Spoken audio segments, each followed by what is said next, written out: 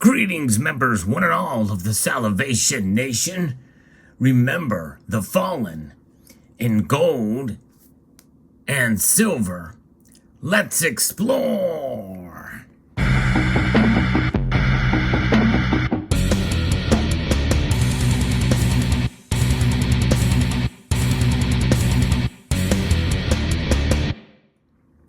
Today is Memorial Day, a day that we remember the sacrifice of those who have given the ultimate price in order to preserve the principles from which this country was founded, and that is the concepts of liberty and freedom. And those are certainly aspects that we can all stand behind. In fact, many nations around the world and many peoples around the world certainly appreciate those entities, although some nations are more apt to those principles than others. A lot of it depends on the culture of some of those nations. But nonetheless, our nation has been involved in multiple conflicts and wars throughout its almost 250-year history. And some of those wars have been a bit more controversial than others. But in spite of that, one certainly cannot help but appreciate those who have taken the time to volunteer to serve their nation. And here in the United States, it is a proud tradition to honor and to appreciate those who have served and those who have paid the ultimate sacrifice of dying in the line of duty in battle. And that's what we're going to talk about here today. And these particular U.S. Mint products are some examples of how those soldiers can be honored. Now, most of the metals and coins that are produced by the United States Mint honor those who have sacrificed, or the branches of the military, but it could be those who have been wounded in battle. But really, there's not that I know of. There's not an actual a coin or metal that remembers the dead, other than certain specific conflicts or situations. The Vietnam Memorial, for instance, it's a coin program, a commemorative coin program that honors that memorial of the dead and at that particular conflict, but not for all of the wars together, from the Revolutionary War up until the war in Afghanistan, which was our most recent war that we've have now ended after 20 plus years. Let's take a look back about Memorial Day. How did it begin? The last Monday in May, Americans celebrate Memorial Day, where we honor. It's a federal holiday where we honor and mourn American military personnel who died while performing their duties in service to this nation. It has a rich history, and one that's worth revisiting as we prepare to honor the sacrifices made by its military personnel over the centuries. Freed slaves played a role in the establishment of Memorial Day. The American Civil War is the deadliest military conflict in American history, and I believe it's the deadliest military conflict in this whole hemisphere. The Union and the Confederacy each suffered more than 800,000 casualties by the time the war ended in 1865. As the war drew to a close, hundreds of Union soldiers who were being held as prisoners of war died and were buried in a mass grave in a Confederate prison camp in South Carolina. After the Confederate surrender, more than 1,000 now freed slaves honored those recently deceased Union soldiers during a ceremony in which they sang hymns and distributed flowers. The ceremony was dedicated to the fallen soldiers and served as a precursor to what is now celebrated as Memorial Day. But Confederate soldiers were honored as well. Confederate losses during the Civil War outnumbered Union losses, and those losses were not forgotten by Southerners who survived the war. In 1866, the Georgia-based Ladies Memorial Association, one of many similar organizations to arise in the aftermath of the war, pushed for a day to honor fallen Confederate soldiers. These efforts are believed to have influenced General John Logan.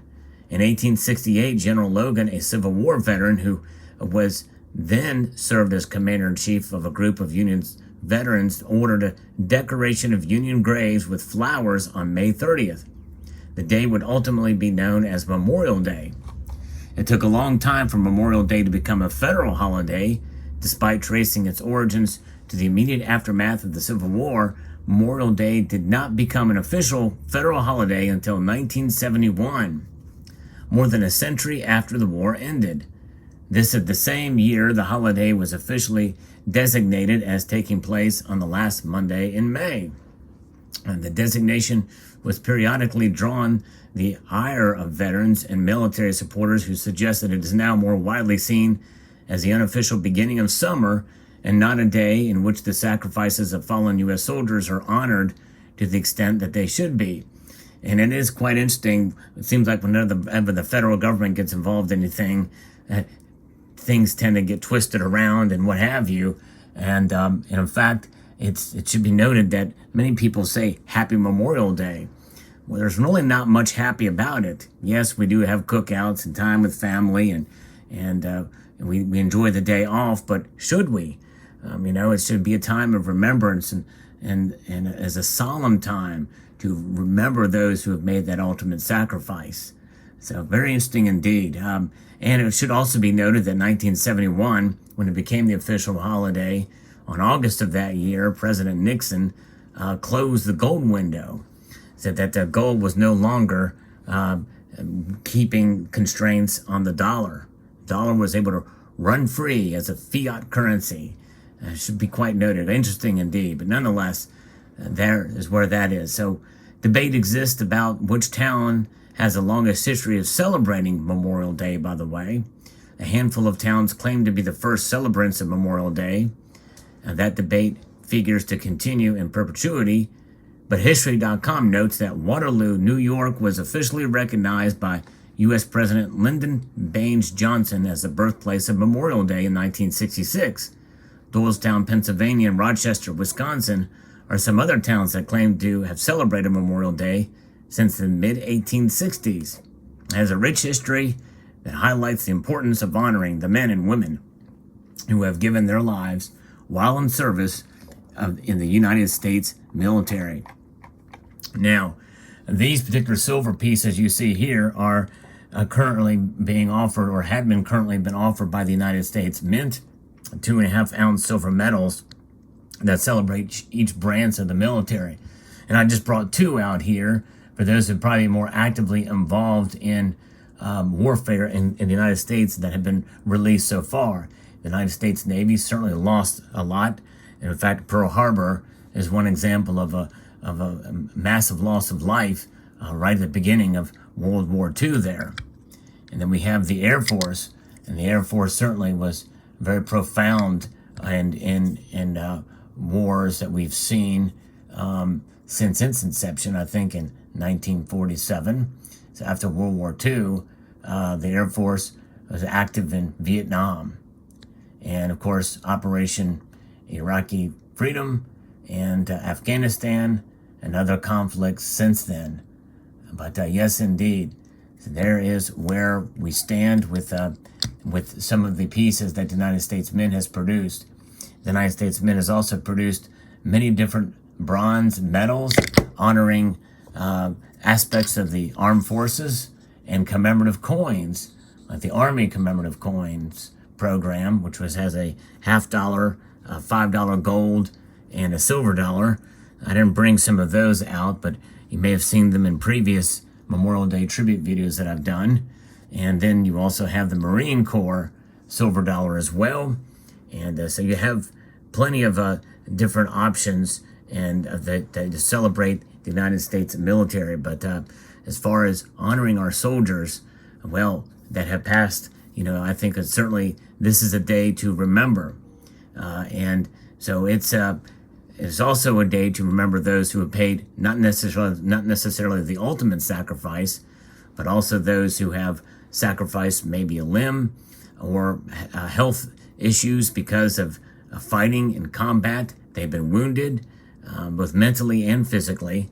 In fact, this year, the Purple Heart commemorative coins are released to remember those who have received the Purple Heart, which is the highest honor for a wounded soldier to get.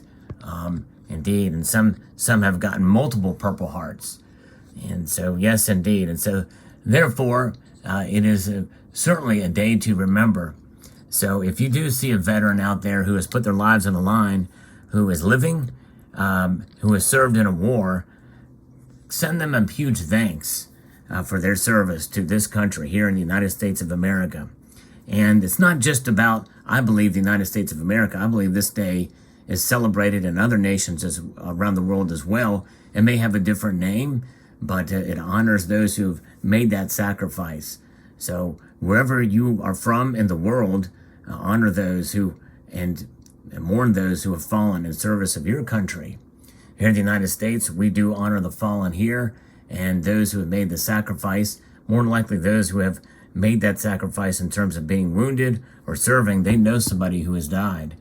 And you may also know a family member of somebody who has died, and send them your thanks and condolences.